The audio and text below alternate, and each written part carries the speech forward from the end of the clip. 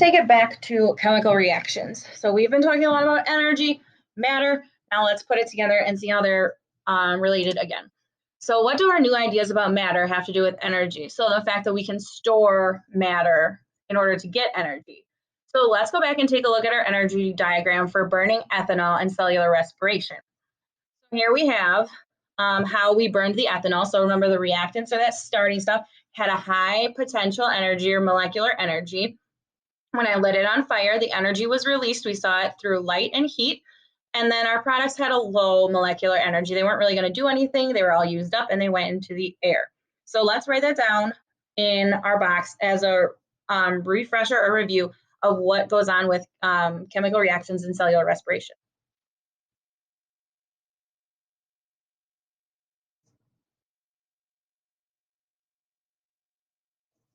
So here we have the cellular respiration equation. This is going to be a downhill reaction.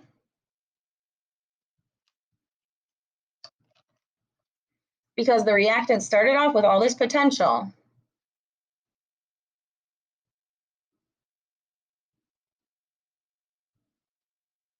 We lit them on fire.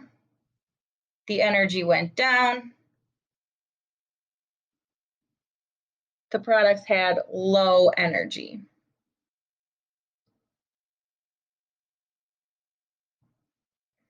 Which means energy was released during the reaction.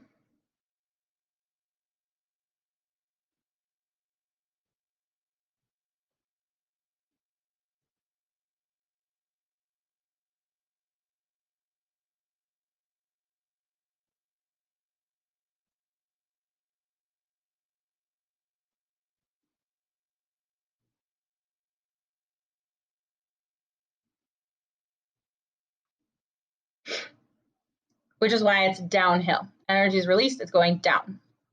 So this one should be a review. But how do you think our understanding of chemical reactions then can help us explain what happens when we build or rebuild larger biomolecules? So when we break these things down, remember we said we break down like our fats into fatty acids and glycerol. We break down our carbohydrates into sugars. And when we want to or need to build a biomolecule for our bodies, how can we do that? So do we think that this process requires a release of energy? So is energy released in the reaction? Is it downhill? Or does it require an input of energy in order to make something?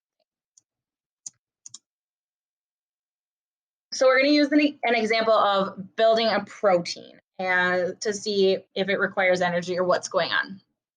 So remember, proteins are our biggest molecule.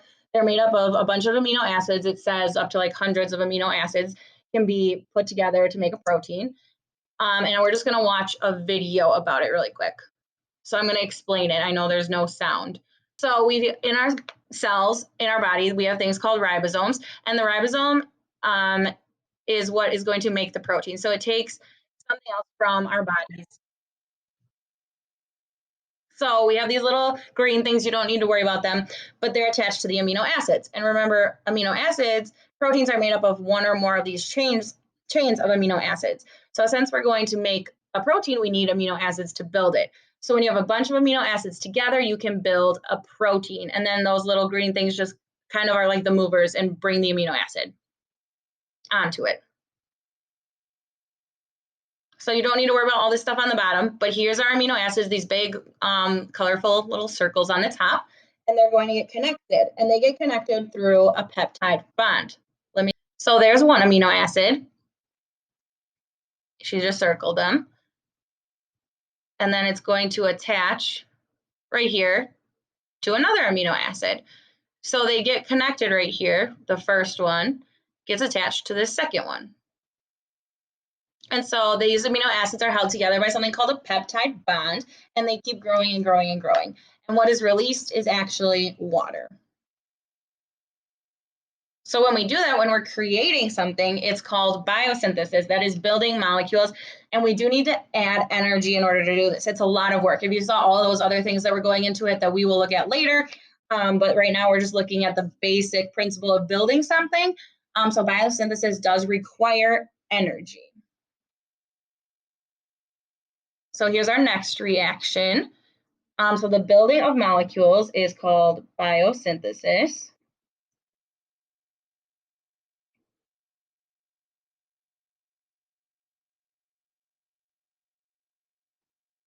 This is an uphill reaction, which means the energy is going to have to go into, because we're going to start off with our reactants, our starting stuff at the bottom, having low energy. They're just kind of there. And in order for them to build something or to make something greater than themselves, we have to input energy into the system in order for something to happen. It's not just going to happen on its own.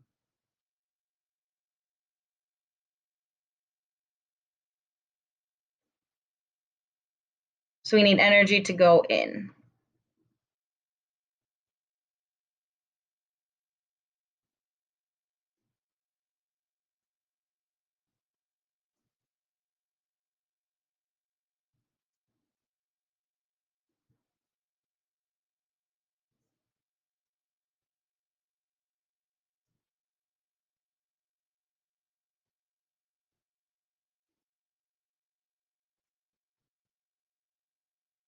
So energy is added or absorbed during the reaction. And one other thing we do need to know or remember that isn't on here is, what does it take to do work? What do we need?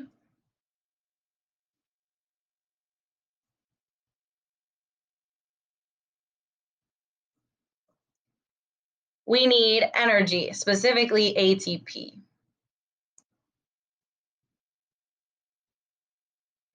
So when we talk about this reaction, the fact that we need energy to build something, we're using that ATP molecule that we made through cellular respiration. So building a big molecule is a lot of work. Like I said, you saw all that process in that video. So it does take energy to build it.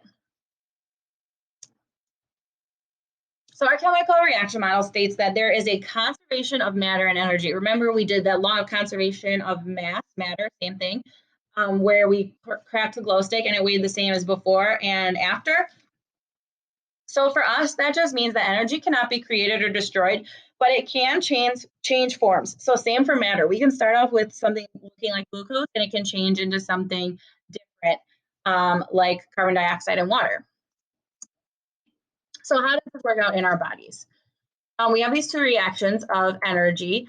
It can kind of do the same thing with matter. And remember, a molecule of energy is ADP, adenosine diphosphate, two phosphate groups. It can change into ATP. That would be energy absorbed during the reaction. And then if you take it the other way, because remember, it can go both ways, the ATP, we get switched into ADP, and that would be energy released during the reaction. So that's still a molecule and matter, mass, being transformed into look a new way. It is also the same with energy, because ADP and ATP are units of energy. So remember, ADP is like the taxi without a passenger. It doesn't have the energy, but once the energy is given to it, it becomes energetic and it drives to wherever the cell needs it. Then it drops off the energy molecule, that phosphate molecule, and then it goes back to ADP. So it's a recycled process. So if you were in CP, I told you about a coma patient. If you are not in CP, this is the first time meeting our coma patient. So let me just read the situation. So there is a feeding tube inserted into a man's nose, and it's necessary for him to survive. Obviously, the feeding tube delivers food to him each day, but his mass is never changing. So his body composition of fat and muscle is the same. The nurses who take care of him have to change his diapers that contain poop and pee multiple times a day. So we're going to use our model to further explain what is going on here. So if we think about this, he's breaking down his food, he's breaking down that matter, and he has to have an input of matter in order to provide fuel for cellular respiration. That cellular respiration gives you energy in order for him to maintain normal body functions like breathing, brain activity, your heart beating, basically everything you do. If you're asleep, you still need energy. And we use this energy to build any macromolecules that the body needs, like our cells. Remember, I said proteins make up cells. And if we need to do more than maintain our bodies, then we need more fuel. But remember, if you take in extra food, you'd have extra fat being stored. So obviously, he's just getting the perfect amount that he needs. So let's write this down first.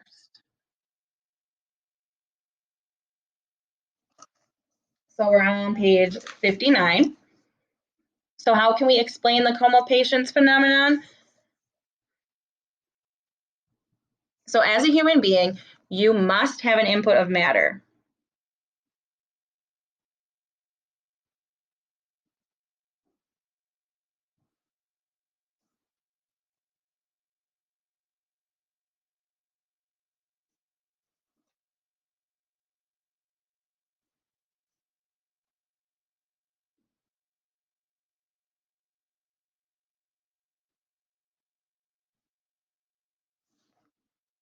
We need this food to provide fuel for cellular respiration.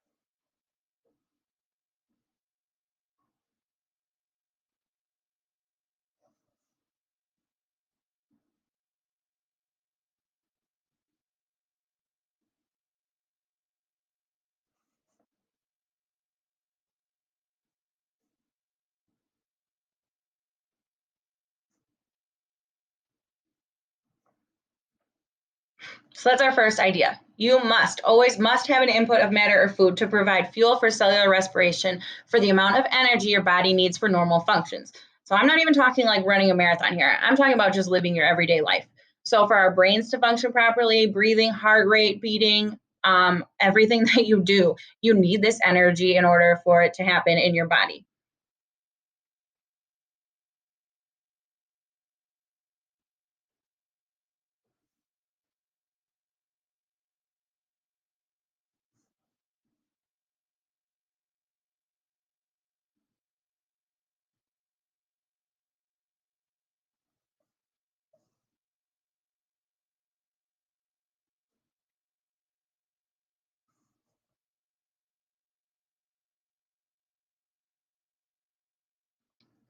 We also use this energy that we take from breaking down our food to build any macromolecules that the body needs. So those proteins, hormones, anything you can think of, and that's called biosynthesis. And then lastly,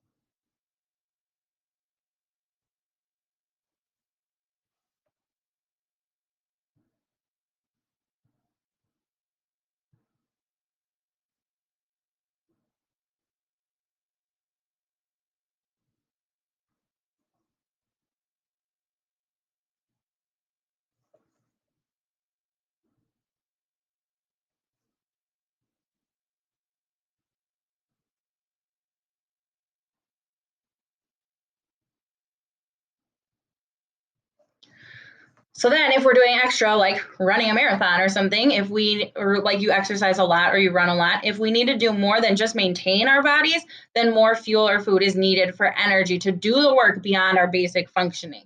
So that's why if you're running or you are more active or like you guys are growing, you're probably more hungry because you need more fuel.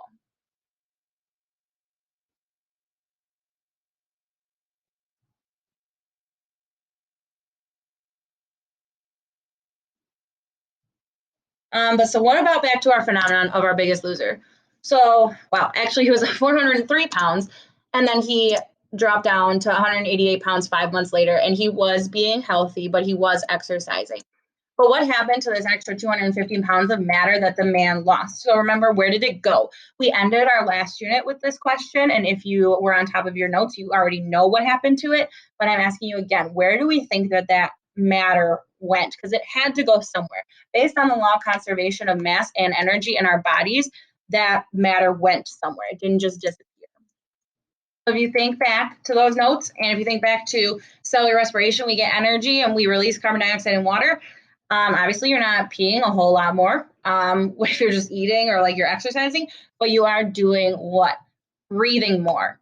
And does air have mass and matter? Yes, it does. We have collected the air and we've showed you that it does have mass. And so that is actually where the mass goes when you lose weight. It's in your carbon dioxide that you breathe out. So in our notes, we still have to write down about the law of conservation of mass and matter in our bodies, because this is still a law. So let's get that down. So we're on box M. So and basically, or going back to basics, the energy cannot be created or destroyed, but it can change form. So we did learn this last, like the first unit of this semester.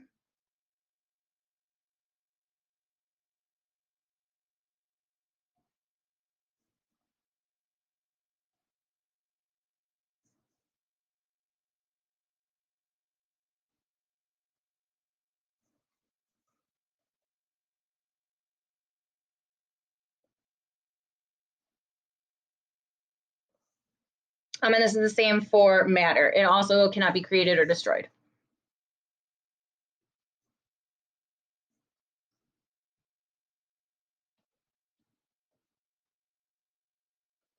In our bodies, we do rearrange the matter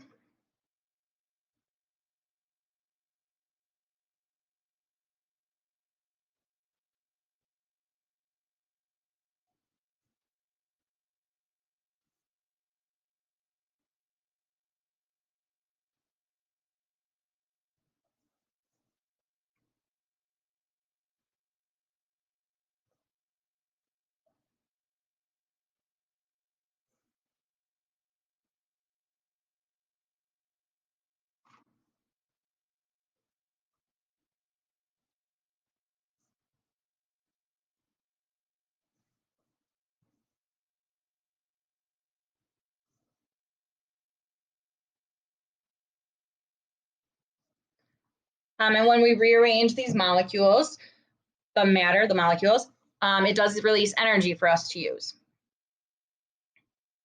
And then we use this energy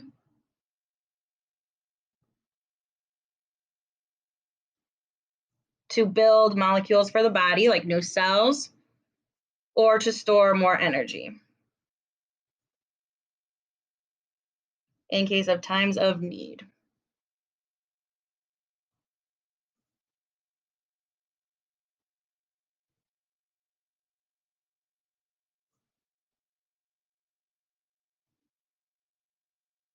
So then lastly, if our goal is to just maintain our body, then we only need enough food or matter to run those cycles. But in order to do more work, we would need more.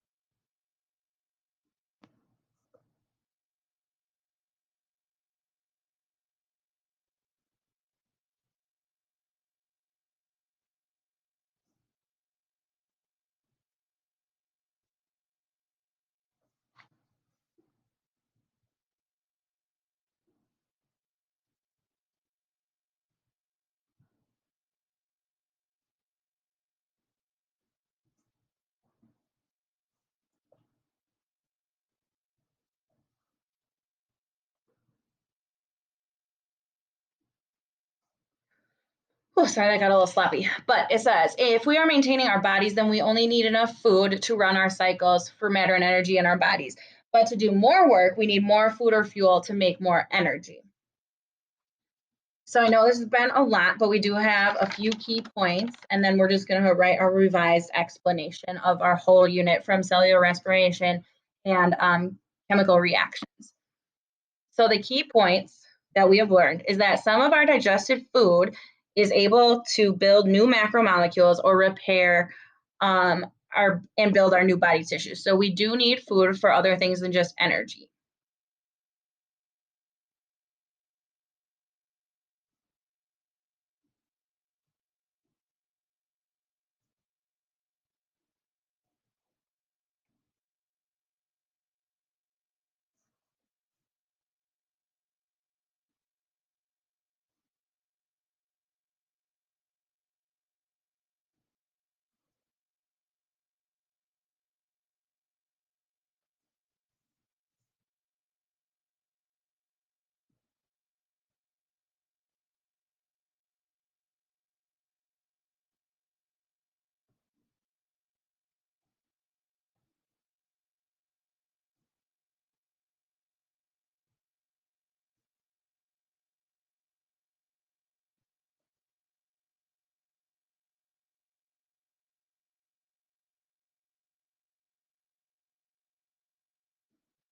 So we also learned that food consumed in excess or extra of what we need for energy is converted to fat and stored in our bodies. That's how you gain fat or you like gain weight.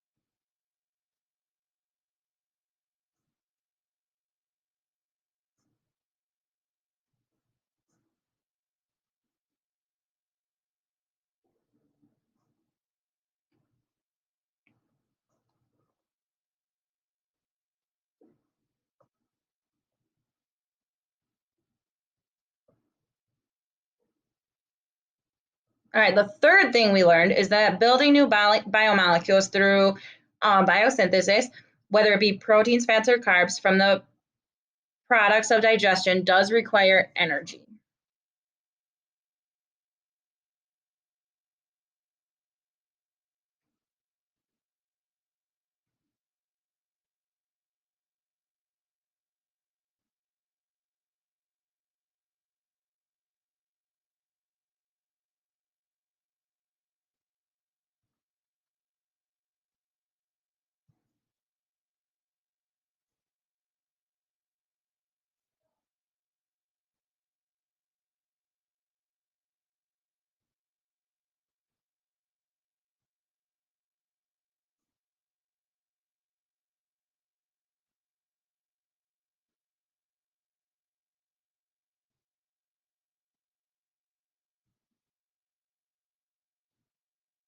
So then what happens if we run out of glucose, our main energy storage, is that we can pull from fats and then the last resort amino acids to provide fuel for cellular respiration in order to make energy if needed.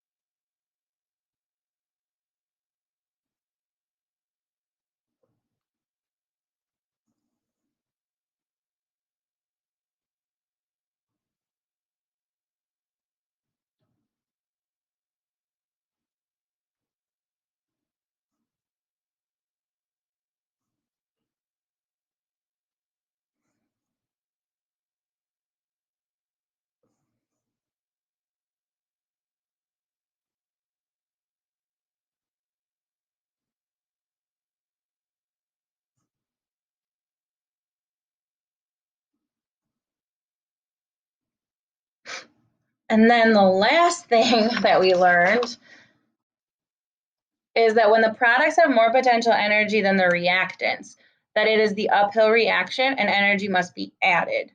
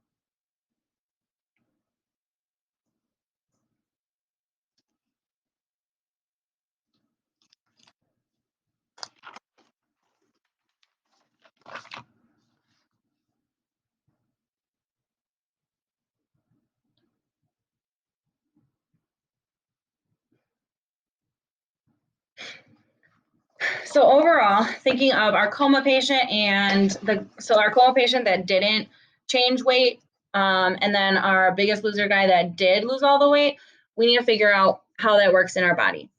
So remember that glucose,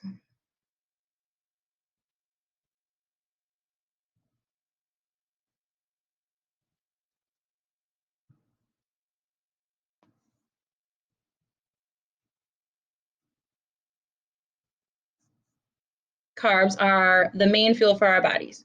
We take this and we rearrange it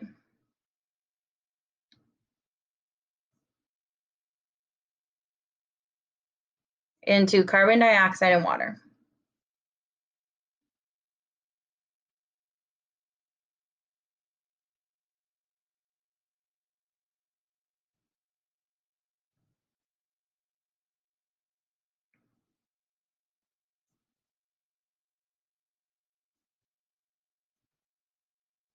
And the main goal with that is to get energy for our life processes or if we need extra energy.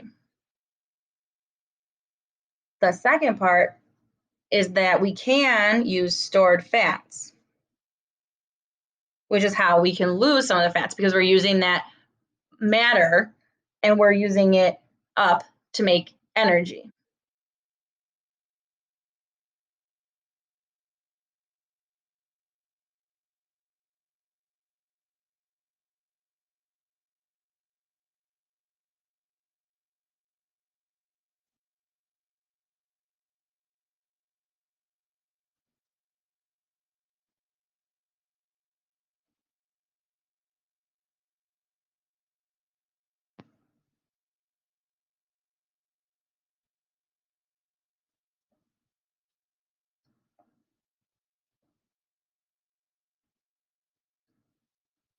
But what happens when we take in less food than what we need?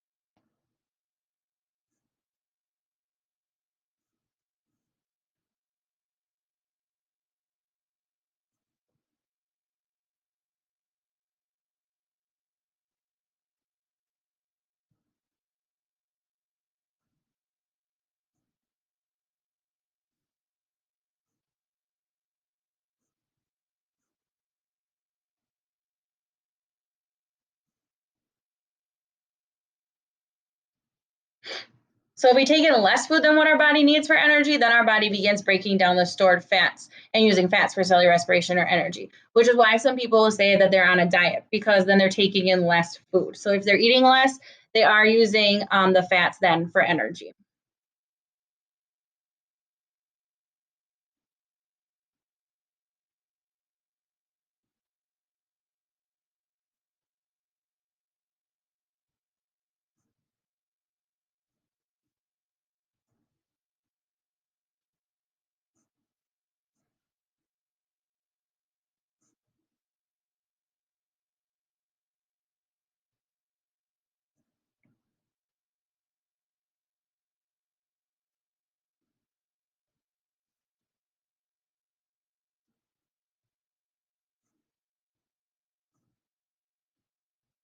So the C's, H's, and O's in a fat molecule do get rearranged into carbon dioxide and water.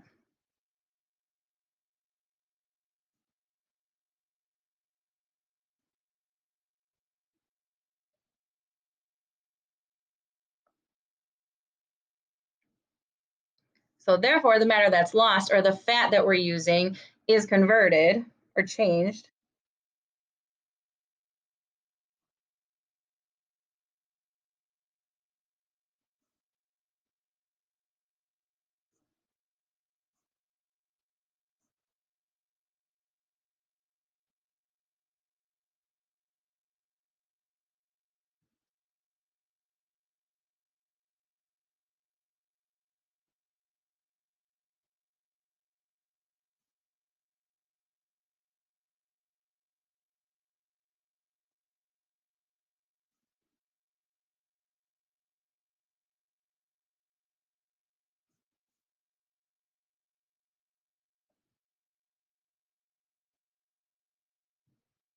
and some of that matter is released as water, which would be our urine or our sweat.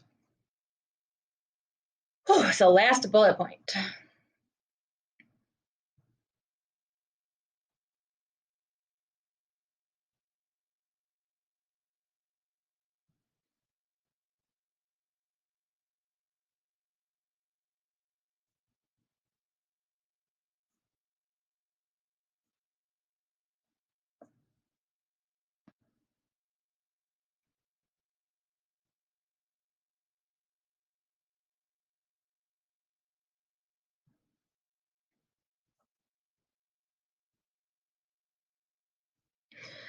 So the amount of water that we take in and give off does have to be equal or balanced over time. So if we are losing a lot of water through our pee or our sweat, if we don't replenish it, our cells will get dehydrated, our bodies will get dehydrated, we're not going to be able to function properly. So we do need to keep taking in that water, which would be then putting more mass and matter back into our bodies.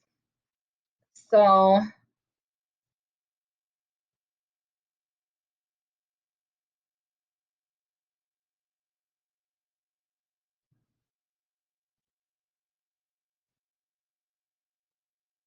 the vast majority of the matter that is lost, or if you're like saying I lost fat or I lost weight, is actually through exhalation or being exhaled as carbon dioxide.